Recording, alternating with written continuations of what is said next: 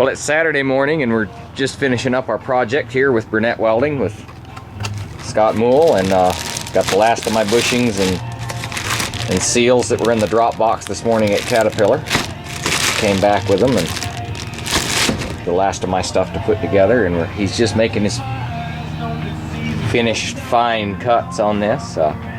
Talking about because somebody had welded the ear on, broke it or bent it, and then re-welded it on, how it's not exactly 100% parallel to the other pins, but pretty close. He's doing his finishing cuts, and then we're going to push in the bushings in the bucket.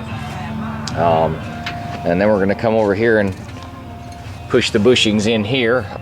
We air arced them out yesterday, but they were a little out of round, and I didn't feel like that the bushings would hold because there's a lot of stress in there that they would stretch. The old bushings were stretched. Got these ones down here done. Got the end of the stick done up there, and I pulled that back and it was sitting there straight yesterday, but it's sitting on a little bit of an angle, and the counterweight is kind of overnight has kind of walked its way around, overcame the hydraulic of the swing motor and just slowly leaked around. I'm gonna get a video when he pushes these bushings in and doing that, because that's fairly interesting. He puts about 20 to 50 tons worth of pressure on them. He's very precise. He talks about how heating at all or welding on them bores will distort them and make them egg-shaped, even if only a few thousandths. And I'm really highly impressed with what he's done, and would really recommend him to anybody. But I think he stays covered up and busy with work all the time, so he probably doesn't need any recommendations. But just Saturday morning, he got here, let's see, Wednesday about 2 o'clock, and he's got me about finished up. And then comes his favorite part, the bill. Okay, now here we are. I say we, I got a mouse in my pocket. Where Scott is pushing the bushings up inside there. It's a little tricky to get started, but once you get it straight, it goes in. We've got a port of power.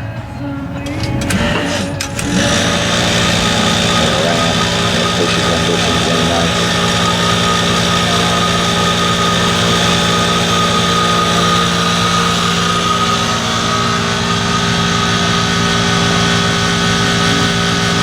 The tighter it is, the less likely it is going to waller in the bores. It starts getting tight. That's what you want. Let that baby tight.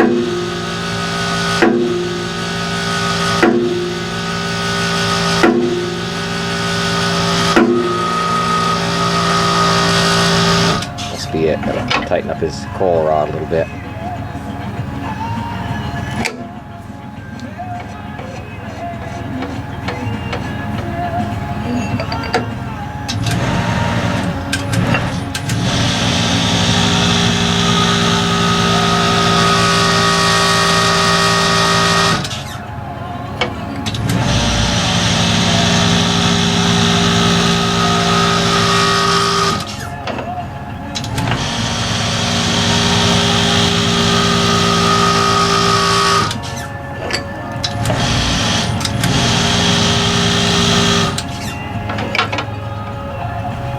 Is it flush? It's all the way in. Yeah, it's all the way in, okay.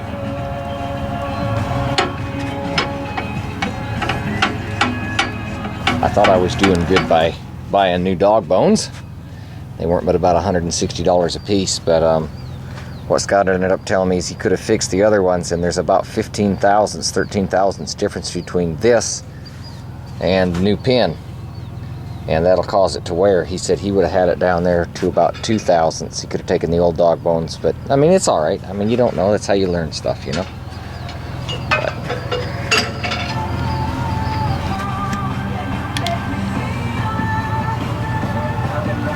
11,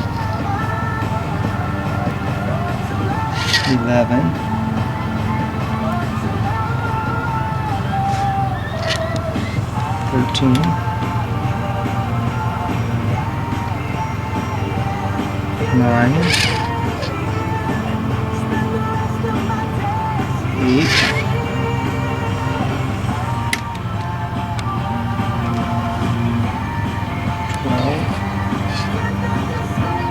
9.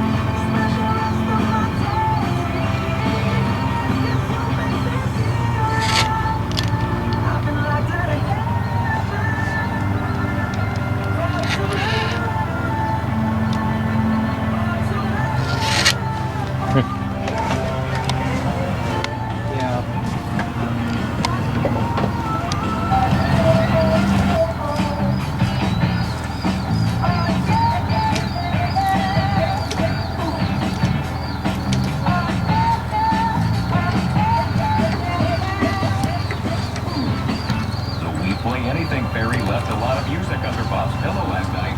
Time to share the wealth. 96.5. Bob at bed.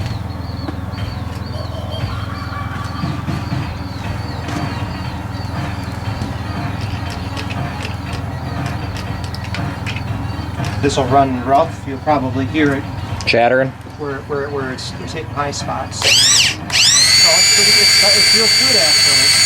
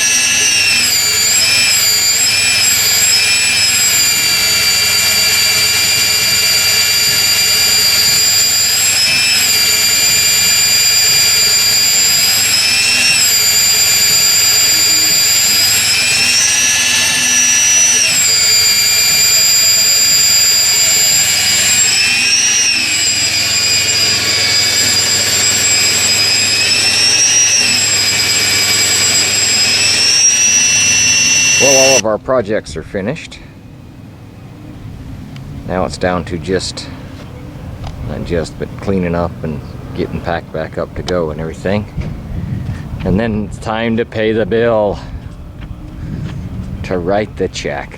Oh jeez. Anyway, pretty nice, neat, organized outfit that Scott has here. Does a nice job, keeps his work area fairly clean. Just, you know, everything's put up, everything has its place. Just real impressed. Well, he's got the job all done and he's fixing to leave here. And he fixed all these bores and that bucket and the end of that stick. He's here 39.5 hours. And the bill was $2,553.50. So a definite bargain. And I'll definitely have him back to do some more, because I really feel like what he did was definitely worth the money. And I don't know, I'm just real satisfied. And we've got some more projects for him to do when he comes back. I'll have them ready and lined up for him. And we're waiting on one pin. Oh yeah, and he did the dog bone, or not the dog bone, but the H-link too. That's right, he did that too. But anyway, we're waiting on one pin. That pin up there had to come from, I don't know, someplace in Morton, Illinois, or someplace like that. Same diameter as the bucket pin, just about 3 inches longer. But anyway, there you go. Finished up. Now I'm gonna go find something else to do on this Saturday afternoon.